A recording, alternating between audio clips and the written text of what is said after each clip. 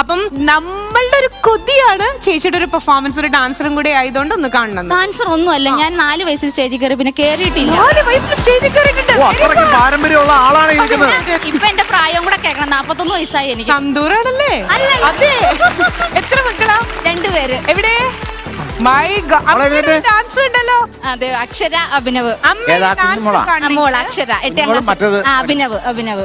അക്ഷരയും അഭിനവും അവിടെ നിന്നൊരു യോ തന്ന അമ്മ ഡാൻസ് ചെയ്യും. റെഡി? 1 2 3. മാലിനിയുടെ തീരങ്ങൾ.